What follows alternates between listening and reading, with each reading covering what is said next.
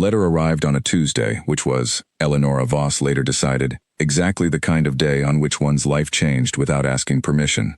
She was sitting at the small writing desk in the corner of her room at Hartwell House, copying a borrowed book of botanical illustrations because she could not afford her own copy, and had too much pride to say so.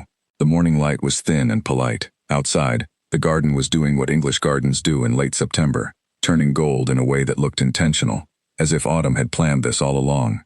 The letter came under her door.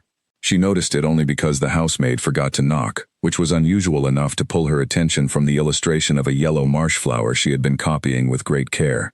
She picked it up, read it once, set it on the desk beside the marsh flower.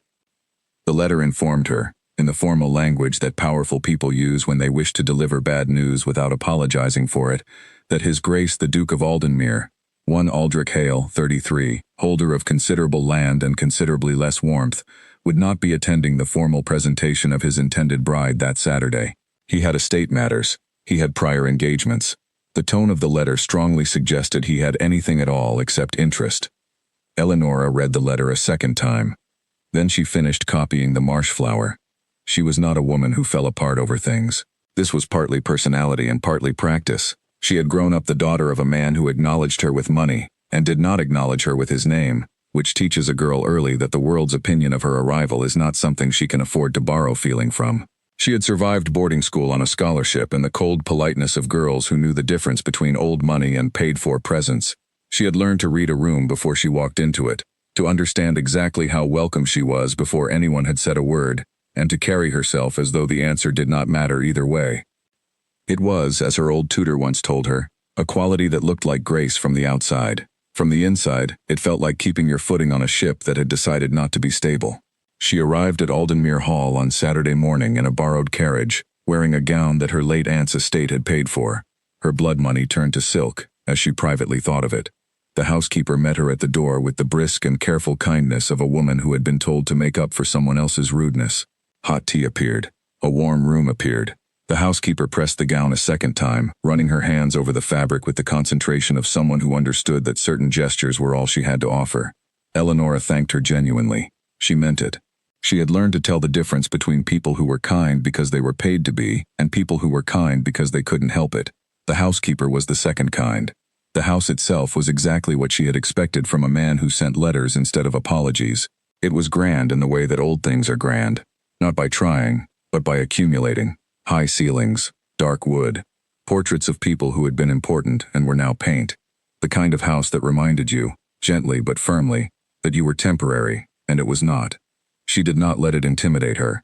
She had been intimidated by better things than architecture. By noon, the guests had gathered in the main reception rooms, 30 or so people who occupied the particular world that sits between old money and new power, and who had come partly out of social obligation, and partly because the presentation of a duke's intended bride was the closest thing their calendar offered to genuine drama. They moved through the rooms in clusters, speaking in the murmured tones of people who are saying one thing and meaning three others. Eleonora waited in the small anteroom off the corridor. She sat with her hands folded, not because she was nervous but because the chair made folded hands look natural. She listened to the low sound of conversation through the wall and thought about the marsh flower, and whether she had gotten the curve of the stem right, and whether it mattered. The double doors at the end of the hall opened at 12:30. She walked through them. She had a way of crossing a room that she had never thought much about, because it had never seemed important. She simply walked. She put one foot in front of the other with no particular performance, no particular announcement, no glancing at faces to see what they thought of her entrance.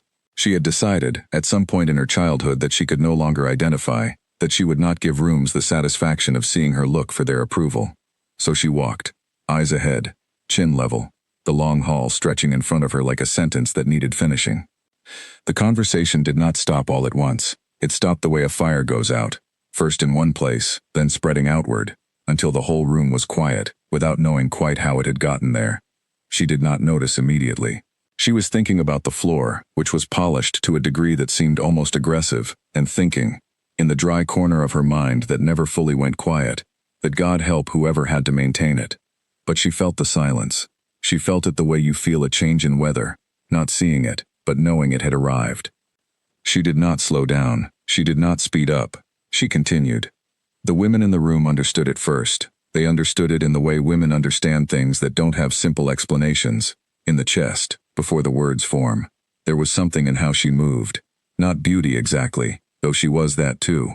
It was the absence of something, the absence of the reaching, the performing, the small hopeful adjustments that most people make when they walk into a room full of eyes. She was simply there, completely there, as if arriving were the whole task and she had accomplished it. The men took longer, as they do. Aldrich Hale was not in the room. He was, in fact, in the corridor that ran alongside the gallery above the hall, holding a sheaf of papers that his secretary had handed him 20 minutes earlier, and which related to a drainage dispute in the eastern fields that had been ongoing for 3 years, and would, it seemed, be ongoing for 3 more. He had every intention of reviewing them. He had every intention of spending this afternoon exactly as he had spent every afternoon for the past 2 years, inside the work of the estate, which was large and demanding and, most importantly, required nothing of him emotionally. The estate did not ask him to feel things. This was its primary virtue. He heard the silence from the corridor. He stopped walking. He had heard silences like this before. They had a texture. The particular texture of this one was not alarm. It was attention. The held breath of a room that had been interrupted mid-sentence by something it hadn't expected. He told himself he was going to the gallery to look down because it was his house and he had the right to look down into any room in it at any time. He did not examine this reasoning very closely. He reached the gallery railing and looked. She was in the middle of the hall. The papers stayed in his hand. She was crossing the last third of the floor and she was not looking at anyone, which was, he noticed this with some attention he hadn't planned to give, unusual. People crossing rooms like this one, under this many eyes, always looked at someone. Looked for the most important face, the safest face, the most welcoming corner. She was looking at the end of the hall the way a person looks at something they have already decided to reach. He watched her reach it. She stopped at the far end and accepted a glass of something from a footman and said something to the woman beside her that made the woman smile. She did not look up at the gallery. She was not looking for him. He stood at the railing and held his papers and did not know for a moment what they were for. He went downstairs. He had not planned to. His feet decided before his mind caught up, which was a phenomenon he found both irritating and, in some distant way, interesting, as if his own body had information he hadn't been given access to. His cousin found him in the corridor and expressed loud delight at his appearance, which Aldrich tolerated with the grace of long practice. His cousin was a cheerful man who meant well and read situations the way a confident swimmer reads water, with enthusiasm and occasional misjudgment. "She's there," his cousin said, with the air of a man sharing news he expects will be well received. "I know," Aldrich said. "Did you see her come in?" "Yes." His cousin waited, apparently expecting more. Aldrich did not provide more. His cousin filled the silence with his own voice, which was his particular talent, and steered them both toward the gathered guests. The introduction happened the way formal things happen in houses like this one, with correct words in correct order, the social machinery running smoothly because everyone knew their part. His cousin said names, hands extended, eyes met for the first time in the same space, after a week of letters and absence and one deliberate refusal. Her hand was steady. He noticed that. He noticed it the way you notice things about a person when you are paying attention but trying not to appear to. "Lady Voss," he said. "Your Grace." Her voice was level, unhurried. It had no particular warmth and no particular coldness, which he recognized as a very precise choice. He said, because it was correct to say, "I apologize for this morning's circumstances." She said, because she was not going to give him the satisfaction of anything more complicated. Not at all. There was a pause. His cousin said something cheerful. Neither of them heard it. She was looking at him with the calm attention of a woman who had decided exactly what she thought and was not yet going to share it. He was looking at her with the uncomfortable awareness of a man who had decided not to be interested and was finding that decision harder to maintain than it had been 40 minutes ago. She had eyes that did not soften a situation to make it easier. They looked at things directly, which was either courage or a form of patience so developed it had become indistinguishable from it. "You have a beautiful house," she said, and then, very slightly, "Someone works very hard on the floors." He blinked. It was not what he had expected. "The housekeeper," he said after a moment. "She pressed my gown twice this morning," Eleonora said. "Please tell her it was noticed." He looked at her. She had already turned slightly toward the next person arriving at her elbow, managing the business of being introduced to people with the quiet efficiency of someone who had been in more unfamiliar rooms than familiar ones, and had long since made peace with that fact. He went to find his secretary and could not remember, when he found him, what he had intended to say.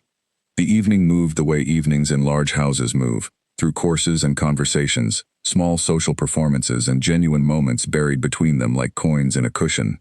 Aldrich moved through it with his usual economy of presence, speaking when required, listening when required, maintaining the particular distance he had built around himself over the years with such care that it no longer felt like distance. It felt like personality. He watched her talk to an old general's widow about roses. Not the performance of talking about roses, actually talking about roses. She leaned slightly toward the old woman. She asked a question and then listened to the answer. She laughed once, genuinely, at something the widow said, and it changed her face in a way that Aldrich noticed from across the room, and noted, privately, should stop noticing. He counted. Later he would decide he hadn't. But he stood at the edge of the room for 11 minutes and she was in his eye line for all of them, and the number 11 was in his mind with a clarity that did not belong to coincidence. She left before the second dessert course was cleared. She said her goodbyes with the same composed efficiency with which she had done everything else, thanked the housekeeper personally on her way to the door. He knew this because the housekeeper told him, later, with the careful neutrality of someone trying not to have an obvious opinion, and got into her carriage without looking back at the house. He stood at the window of the study and did not watch the carriage leave. He watched the carriage leave. The papers were still in the gallery. He had left them there on the railing when he went downstairs and had not thought about them until the house was quiet. The drainage dispute, still ongoing, 3 years and counting. The housekeeper found them the next morning.